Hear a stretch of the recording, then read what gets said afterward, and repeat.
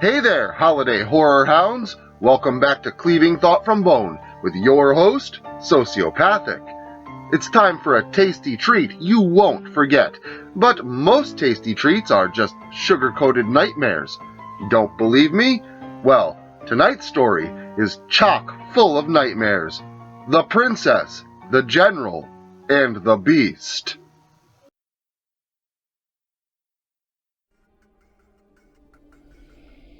The loud hum of choppers overwhelmed Max's senses of hearing. He could see the old man's mouth moving in a way that signaled the formation of words, and Max understood the dialect well, but he couldn't hear him. Max was a soldier in the American Army, and had just had his hands full fighting insurgents with his squad and rescuing as many civilians in this small desert town as possible. It was absolute carnage. When he had first gotten here, first seen the devastation of war, he thought he'd eventually get used to it, numb to the sight of corpses. He was wrong, and part of the reason he granted the man his undivided attention was to avoid the sight of the men, women, and small children that now littered the dusty street like trash or roadkill. This had been the worst he had seen so far, and Max was doing his best to stifle his vomit still. The poor old man had been caught in the crossfire, like many other terrified citizens of this particular stretch of nowhere, but he was still alive. From the size of his gut wound, Max knew that wouldn't last much longer. Before he was loaded from the stretcher to the helicopter, nearly full to maximum capacity, his wrinkled, tan, leathery fingers, made rough by the desert sands, reached out and grasped Max by his jacket, pulling him close. His other hand reaching inside his shirt, near to his wound. Medics and infantry alike stood alert and began yelling for Max to back away, afraid of a gun or a bomb. Max wavered for a moment or two, leaning close, and when slowly backed away, he asked everyone to stand down. He was harmless, and soon he would be dead. Max looked down at his hands, staring at the gift he had received.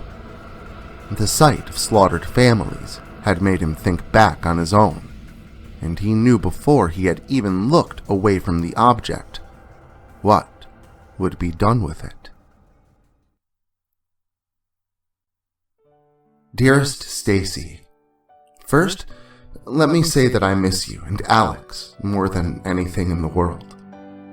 I hear the other guys talk about the comforts of home that they wish they could get back to soon, such as air conditioning or good old American hot dogs. But all I desire is you and my daughter.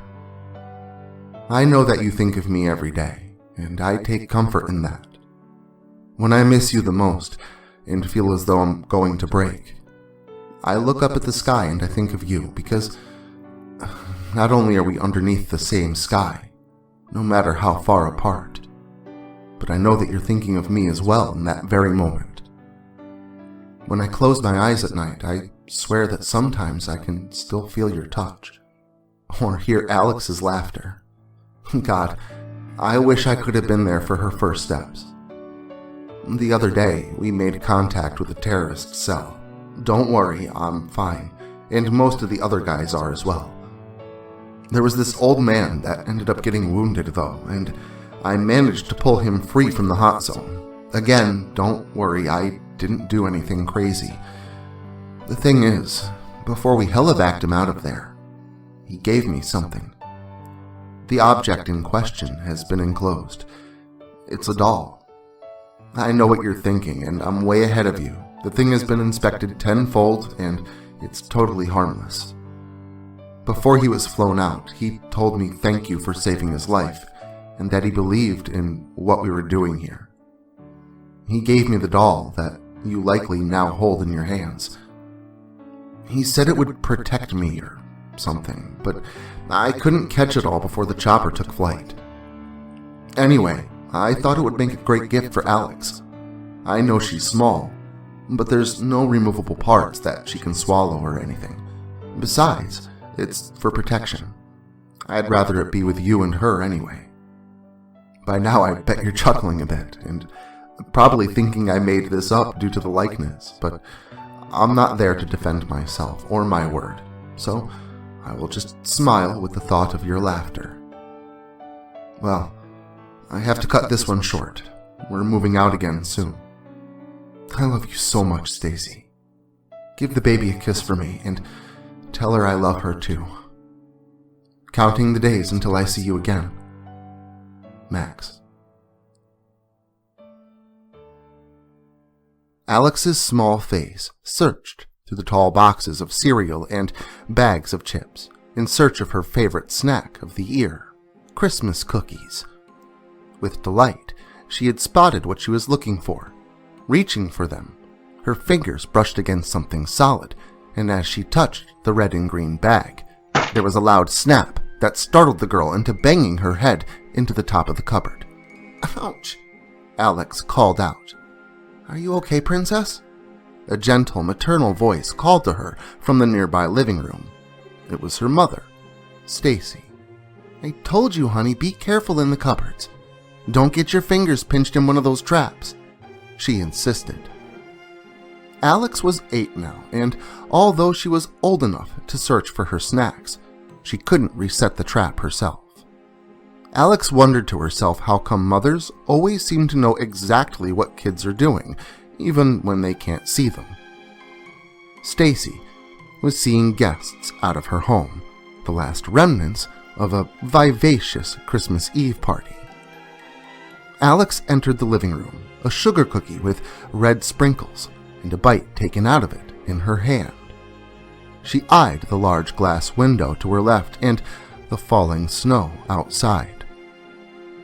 The door and the last of the exiting people facilitated the cold draft that blew in past the open entryway. The twinkling lights of the tree were next to catch Alex's attention, and her focus drifted to the presents wrapped with care beneath. One box in particular seized her interest greatly. It was different from all the rest. All the other boxes and such were wrapped in Santa and red wreath paper, or stuffed into colorful Christmas-themed gift bags topped off with wads of tissue paper. But this box, rectangular and much bigger than a loaf of bread, was enveloped in the prettiest, sparkling silver wrapping paper that Alex had ever seen.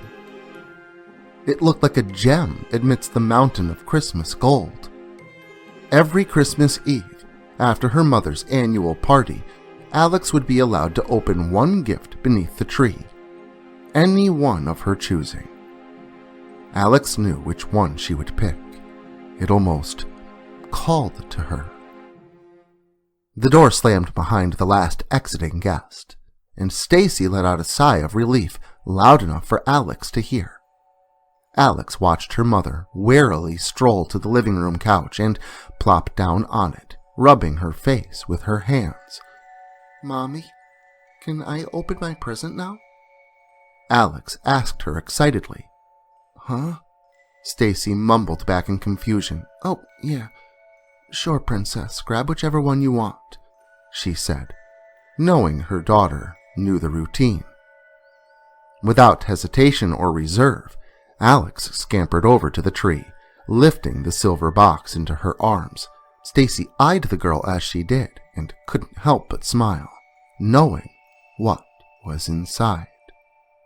I think you're really going to like that one, she told Alex, who was now tearing off the paper that she had adored so much in a frenzy. Beneath the shiny silver was a plain, brown cardboard surface. Peeling back the tape and pulling free the lid, Alex revealed a sight that she did not expect and fell in love with instantly. It was a doll, an army general doll, complete with bars and stars, the uniform faded and old.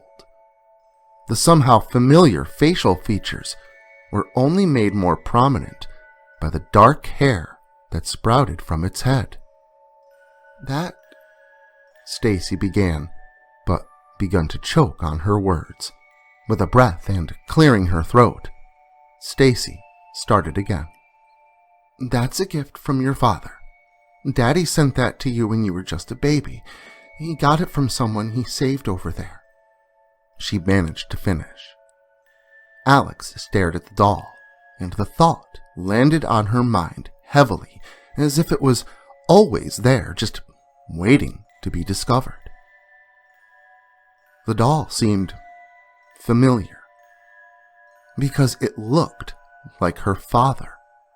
Alex's father, Max, had died overseas shortly after sending the Army General doll to his wife. His convoy was attacked while en route, and Stacy had received notice of his death only 2 weeks after receiving his gift. "So, if Daddy gave this to me, why did you have it?" Alex asked her. "Oh, Princess, I just couldn't bear to part with it. I'm sorry, but it was always meant for you, and this year, I just feel ready to pass it along, as I was always intended to." Alex smiled and felt a warming sensation in her heart that nearly brought tears of joy to her eyes. Her dad had died before she could even make one memory of him. She'd never gotten a Christmas present from her father, and now it felt like she had. Alex leapt up and thanked her mother, holding her tight in an embrace. Stacy hugged her back and told her that she loved her. She asked Alex if she would like a cup of hot chocolate before bed, and Alex happily agreed, skipping off up the stairs. She carried with her her doll to the kitchen table, but left him near her empty cup upon going upstairs to bed, forgetting him due to apprehension. Stacy assured her that they had had a good day, that her mind was free of worries and dark thoughts. Alex eventually agreed with her mother, but inwardly had her reservations about sleep. Alex had been suffering from terrible nightmares lately. Stacy had woken up on many nights to the screams of her daughter down the hall. Upon rushing to her side, Alex would mumble on about sharp teeth and long serpent-like tails, the details of some grotesque monster that terrorized her dreams. Halloween had just passed only a couple months beforehand, and this year Alex had really gotten into the horror. Next year, Stacy would limit the amount of scary Alex consumed, she reasoned with herself. Stacy reset the trap she knew Alex had tripped beneath the cupboard before she picked up the doll from the table, eyed it with nostalgia and love, and walked to the living room, placing it beneath the tree. The lights off, aside from the tree, doors locked, and child put down for bed. It was time for Stacy to do the same.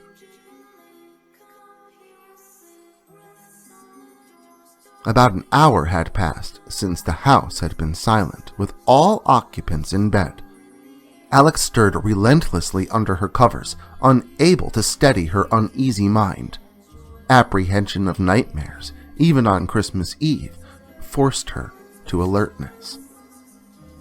After a time had gone by, she remembered the little general doll that she had unwrapped earlier that evening. Thinking hard about where she had left it, Alex decided to creep from her bed, down the stairs, and into the kitchen to check. Without stirring a sound to be heard, 8-year-old Alex did just that. Her bare feet softly touched the carpet, and she placed her weight on the stairs so as to not make a single creak. At the landing, she could see the kitchen and the table. No doll in sight, but the glow of the tree from the nearby living room eked around the corner to her right, enticing her towards its presence. Alex gently turned the bend and entered a room aglow with the illumination of what seemed like 1,000 twinkle lights, all embracing a tall, green tree. Beneath the branches adorned with dangling decorations and brilliant tinsel. Alex spied her doll beneath the tree, amidst the large piles of presents near the center. Alex crept down onto her hands and knees, and the little girl crawled beneath the tree to reclaim her prize. Something about the doll made her feel safe, as if she wasn't alone on this silent night. As she clasped her hands around the doll's felt jacket, she couldn't help but notice the awe of the tree from this angle. A celestial nebula hung in the blackness of her pupils, not unlike the cosmic lights and gases of deep space itself. The glow, the doll, the Christmas ambience, the context of her surroundings eased her anxieties faster than she had realized it happening, and her comfortability laying her small frame against a pile of wrapped presents lulled her into a deep, deep sleep.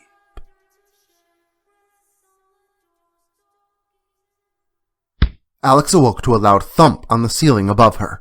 She had no idea how long she had been sleeping, or that she had even fallen asleep under the tree, so it took the girl a moment to gain bearing on her surroundings. By the time she had figured out where she was, loud thumping began slowly coming down the stairs nearby. It couldn't have been her mother. This was loud, slow, methodic clomping that sounded as if it was made by a large hoof, wooden leg, or, worse, something with large claws. Alex scrambled from beneath the tree, dropping the doll at her side when she did. She reached back for it, but the final thumb from around the corner signaled that whatever had reached the bottom of the stairs would now soon be upon her. Terrified, the girl abandoned thoughts of her present and thought about places to hide close by, fearing the worst. But it was too late. She was engulfed in light, framed by the tree itself. When the monstrosity turned the corner of the frame, there was no way it could miss her. It was a hideous thing, a creature of black fur and long, thin, skinny limbs, ending with clawed digits. Its large head was supported by a hulking mass of a back, the spinal vertebrae jutting through the stretched-out skin and sparse fur as it curved into a prominent hunch. Long, stringy black hair dangled in patches from each part of its body, and it was followed by a hairless, smooth, pale tail that was not dissimilar to a 6-foot wriggling earthworm. But the thing's face, its hideous face, was the thing of nightmares. And this was especially true for Alex, because the beast that stood before her was the abomination that haunted her dreams. A long, bulbous face ending in a pink snout, underscored by 2 large, buck-like fangs, dripping with a thick, oozing crimson, and accented by 2 small, beady eyes that seemed to almost gleam red in the light of the tree. The little girl screamed out for her mother out of instinct alone, but the creature was already upon her, having sprinted across the room in bounds on all 4s. As fast as it had gotten to her, it scooped her up, carrying her small body towards the basement door. The last thing Alex saw before being dragged out of sight was impossible. She couldn't have seen what her eyes told her she had. She then pondered the absurdity of being dragged off by a 6-foot-tall rat monster, and when she felt its fur, its breath on her face, the sensations reassured her and gave her hope. For standing next to her Christmas tree, lit by the brilliance of 1,000 lights, and watching her get dragged off to her doom, was a tall man, dressed in the clothes of the general doll, and he looked uncannily like her father, come back from the dead to rescue her.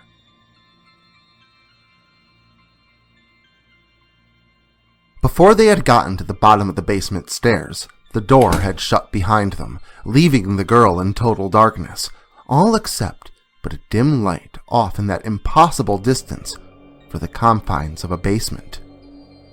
Still, logic and reason seemed to have no place here, and in the absence of immediate stimuli, she couldn't tell if that monster that carried her brought the light closer, or if it had grown until it surrounded them on all sides.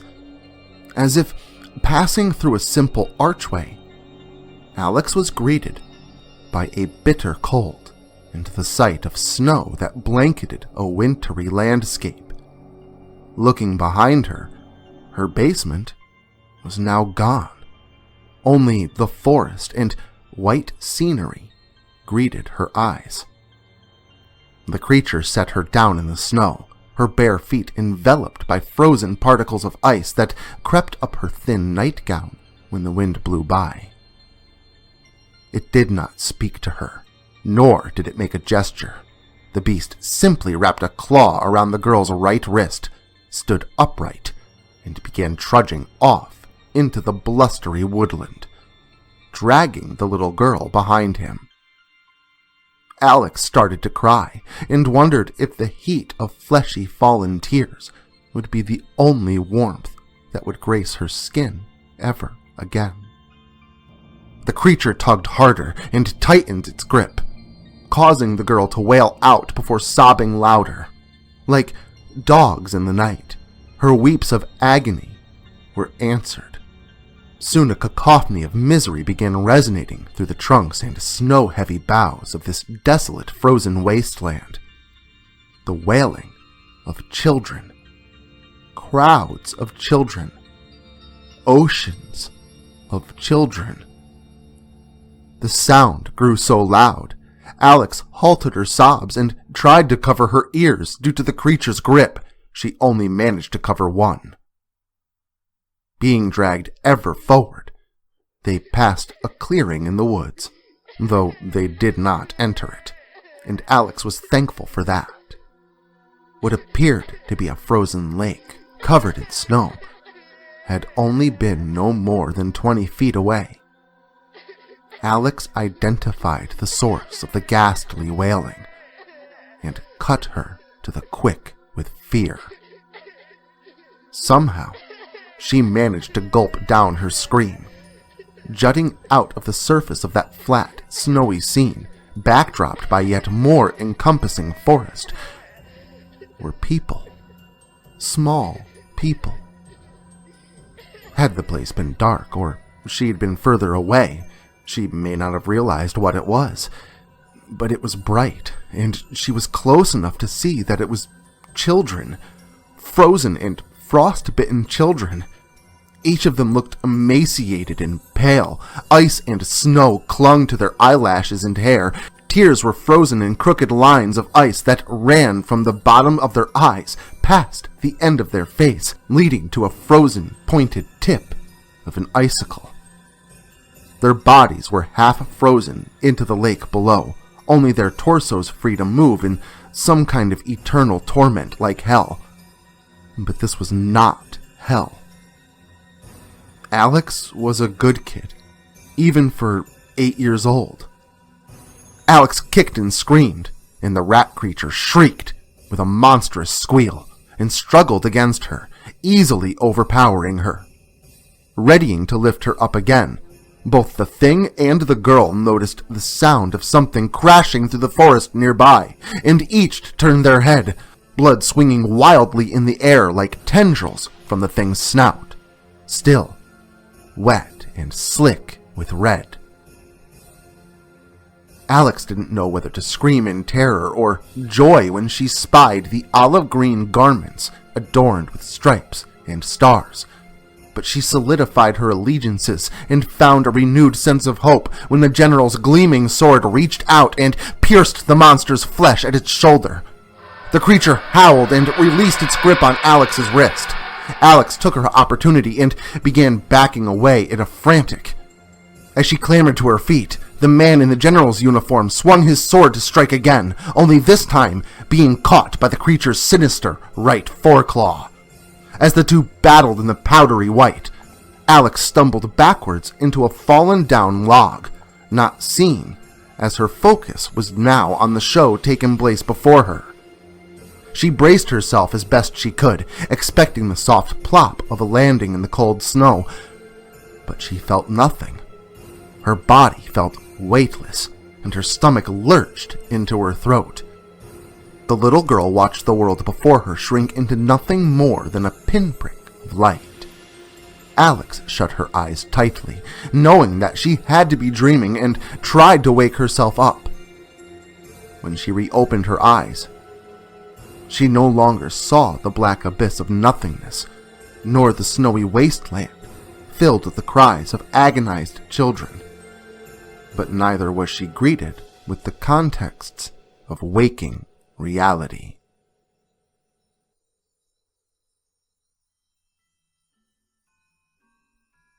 When she took in her new surroundings, the sensation of weight and substance had returned to her body, or maybe it had returned earlier and she had just failed to notice it.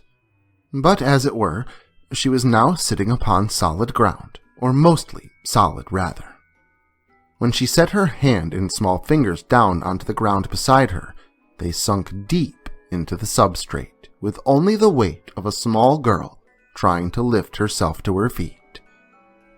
Pulling her hand back, clumps of green and brown stuck to her fingers like mud, and upon tasting it, she found it to be sweet.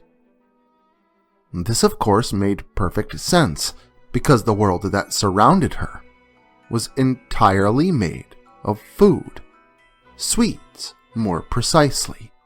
Large gingerbread houses lined streets made of brownies, giant lollipops the size of street lamps, spaced at intervals down the street in each direction. Waterfalls of what looked like sparkling cola ran down mountainsides of large cakes and pies. Alex looked around in wonder, awaiting jelly bean rainfall at any moment and dismissing any apprehension of any unseen danger. She began walking down the street before her. She first noticed something was terribly wrong when she stopped to inspect one of the giant red lollipops. Although it was only semi-clear, Alex's little eyes could see something dark and motionless in the center. Alex got as close as she could and looked up, staring hard for a few moments. She turned and stood in different places so as to get a better look, and one of these angles allowed her to distinguish the outline of the motionless object trapped inside. Those little eyes grew wide, and once again she covered her mouth with two little hands, trying to hold back a scream. It was a child, inside this giant lollipop, impaled on a large white stick through his abdomen, frozen in place like a mosquito trapped inside a large piece of translucent red amber, was a little boy. She would have turned and ran as fast as her skinny legs would have taken her, even without any actual place to go, but a nearby whimpering caught her attention, and when she looked in the direction of its source, she instantly knew it to be coming from the large gingerbread house only a few steps away. With caution, Alex crept slowly towards the front, graham cracker-looking door. It took her a while to reach with her reservation so high, but as she did, she noticed the outline of a window on the door, an icing square divided into 4 sections with 2 lines, was actually a real window, a vacant portal with no glass, separated into 4 pieces with white, sugary icing.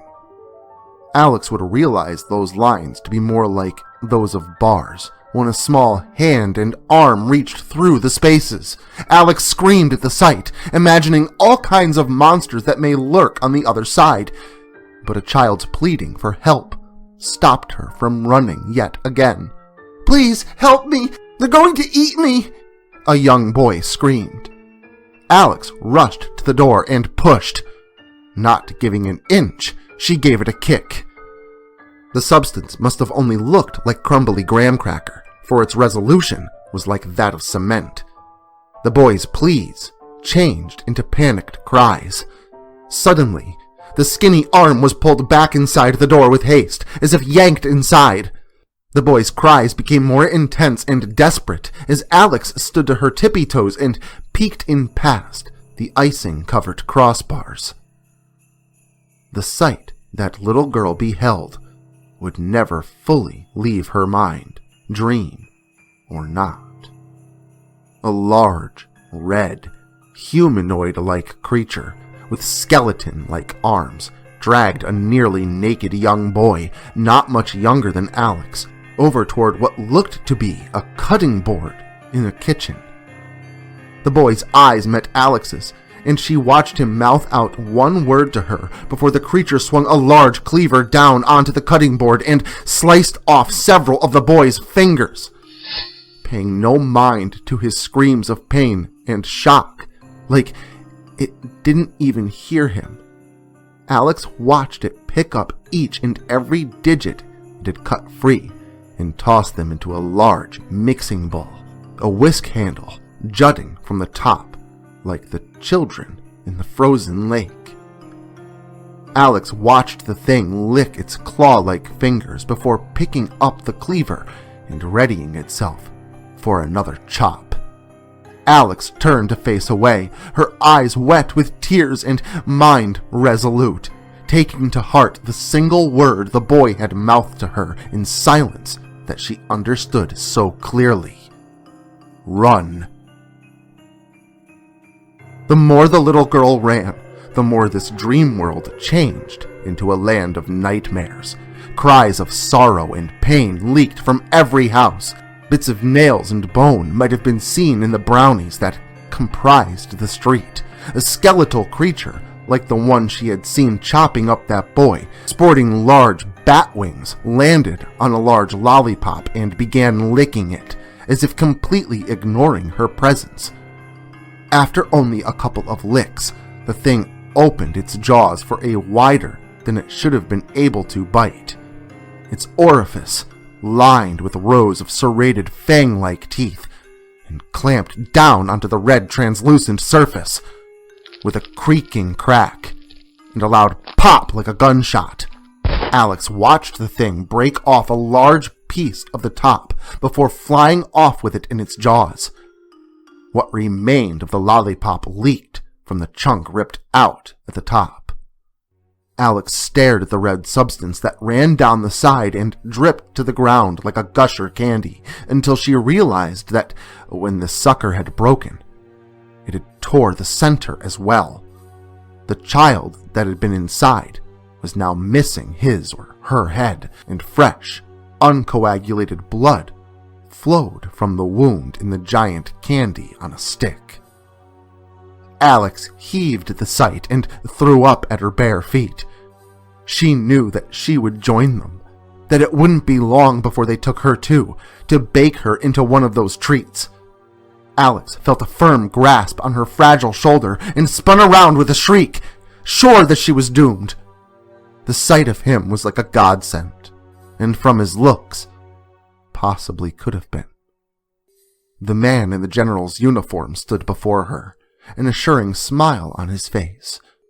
He extended his hand for Alex's and, placing hers that looked so small in his, took her by her hand, and together the two walked away from the street and towards a silent horizon donned with giant boxes of cookies and bags of potato chips.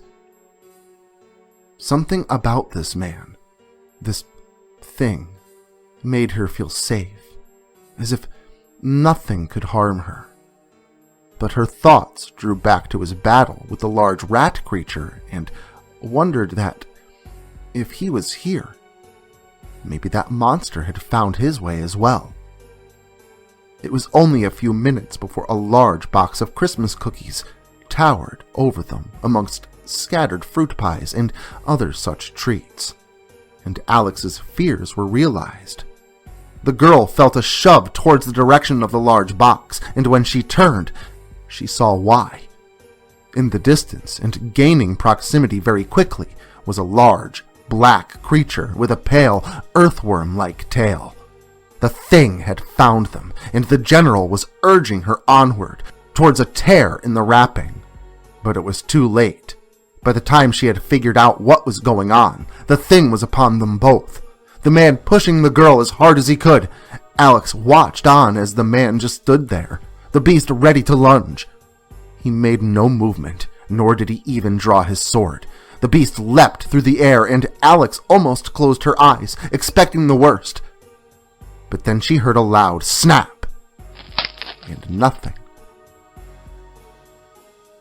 The girl opened her eyes to see the man in a uniform standing before her, looking at her with a smile. The rat creature lay dead behind him, ensnared in a giant mousetrap hidden behind some of the randomly lying sweets. When the thing had lunged, knowing the trap was there, the man simply stepped aside. Alex looked around. It couldn't be. The man once again reached out his hand and helped the girl to her feet. I don't understand. Who are you? She asked him. The man looked down at her. His smile deepened. He lifted his hand and gently caressed the little girl's face and whispered two things. I love you, princess.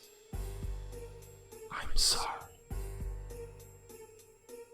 Alex felt a tug at her soul to weep, but another sensation overtook her and drowned out any other sensations.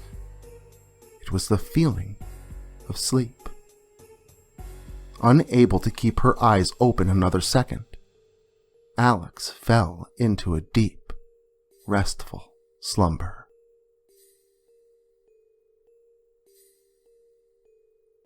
Alex once again lifted her eyelids, this time not only greeted with the light of the tree, but also the light of the day that was shining through the living room window. It was Christmas morning, and she was home. She had fallen asleep beneath the tree, and it must have all just really been a bad nightmare. Alex's thought on her dream dwindled with the idea of opening presents. Excited, the little girl removed herself from underneath the tree and ran towards the stairs and her mother's room. As she passed the kitchen, she paused. She couldn't help herself. She had to look. Alex crept into the kitchen and opened up the cupboard door. Inside, next to the Christmas cookies, she found two things. A large rat had gotten caught in the trap overnight, its abdomen crushed and meat mangled at the midsection. Next to him, propped against the Christmas cookies, was the Army General doll. Alex grimaced at the sight of the rat, grabbed up her doll, and shut the cupboard door with a smile. Now eager to awake her mother, Alex continued her journey up the stairs. About halfway down the second-floor hallway, the girl's pace slowed, and her jaw went slack. She knew. She knew before she had even looked inside, but she had to solidify her assumptions. Alex pushed open the partially ajar master bedroom and went white when the blood ran from her face. Her hands trembled, causing her to drop the doll. Her mother's body lay mangled on her bed, her appendages torn from her torso, her ribcage cracked and pulled wide open, her lower jaw missing and nose removed. The only trace of the perpetrator was the trail of bloody, large, rat-like prints that led out the doorway. Well, good or bad, that's open to your own interpretation, but a holiday horror nonetheless. So, we may be concluding the holiday season, but the gorific fun is only just getting started.